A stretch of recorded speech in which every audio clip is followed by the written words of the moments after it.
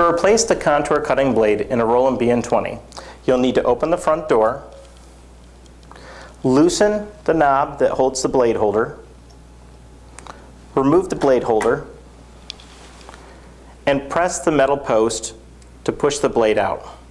Remove the old blade and set it aside. Take a new blade and remove the protective cover on it. Slide the new blade into the holder and then adjust the depth to the desired point. When you're satisfied, replace the blade holder assembly into the holder and tighten the brass knob. Close the front door and you are complete.